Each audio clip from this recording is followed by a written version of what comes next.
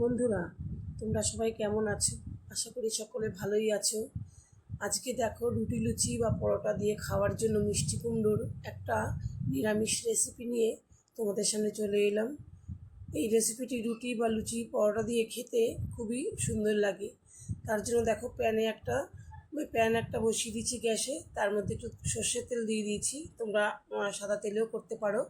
তার মধ্যে আমি একটু পাঁচফোড়ন সোমবার দিয়ে দিলাম।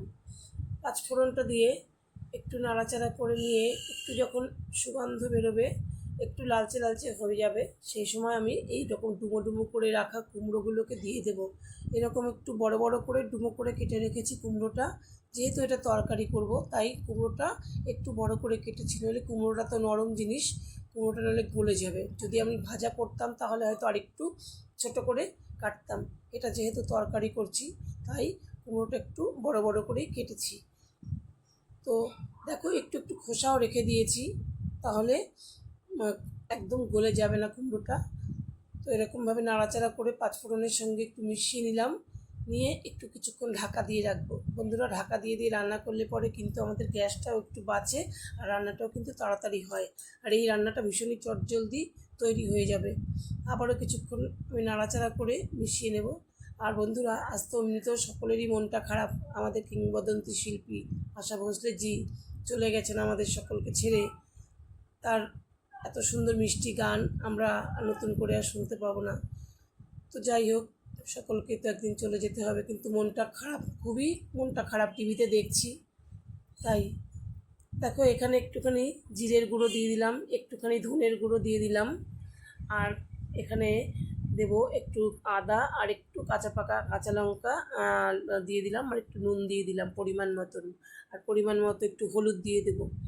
আর বন্ধুরা, যেহেতু আমি ঢাকা দিয়ে রেখেছিলাম, তার জন্য কিন্তু কুমড়ো থেকে অনেকটা জল বেরিয়েছে। সেই জলের কিন্তু এই মশলাটা মানে পুড়ে যাবে না, ভাজা ভাজা হয়ে যাবে, নাহলে তো আলগা করে একটুখানি আবার জল দিতে হয়। আমি আর জল দেব না, ওই কুমড়োর যে জল জল ভাবটা রয়েছে সেটা, তাতে কিন্তু মশলাটা ভাজার সময় অসুবিধা হবে না, পুড়ে যাবে না। আর এভাবে আমি দিয়ে দিলাম, কারণ কুমড়োর সঙ্গেই এই মশলাটা ভাজা ভাজা হয়ে যাবে। চাইলে তোমরা কুমড়োটা একটু ভেজে নিয়ে তারপরে মশলাটাকে আবার ভাজতে পারো। আমি একবারই দিয়ে দিলাম, কারণ চটজলদি রান্নাটা হয়েও যাবে। তোমাদের যদি এই রান্নাটা ভালো লেগে থাকে তাহলে কিন্তু একটা লাইক দিও, আর ছোট্ট একটা কমেন্ট করে জানাতে পারো যে কেমন লাগলো তোমাদের। আর দেখো, দুটো টমেটো আমি সরু সরু করে কেটে রেখেছিলাম, টমেটোটাও আমি এর মধ্যে দিয়ে দিলাম। দিয়ে একটু নাড়াচাড়া করে টমেটোটা গলে যাওয়া পর্যন্ত আমি মোটামুটি রান্না করে নেব। এতটা তাড়াতাড়ি হয়ে যায় বন্ধুরা, একবারে রান্নাটা তৈরি হয়ে যায়।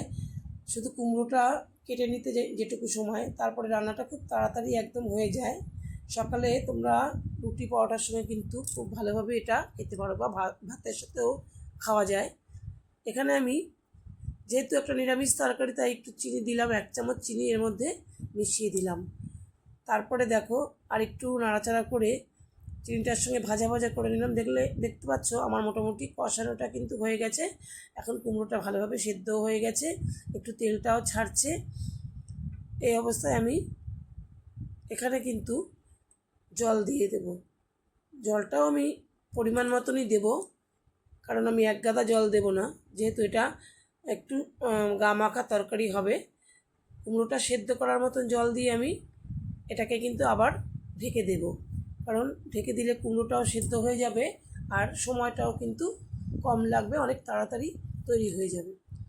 দেখো, ঢাকাটা তোলার পরে একটু ভাজা মশলা এটা দিলাম আমি, জিরে ধনে আর লঙ্কার একটা ভাজা মশলা আমার তৈরি করা ছিল, সেটা থেকেই আমি 1/2 চামচ দিয়ে দিলাম। তোমরা এখানে গরম মশলার গুঁড়োও দিতে পারো, যদি এই ভাজা মশলাটা না থাকে তাহলে তোমরা গরম মশলার গুঁড়ো দিতে পারো।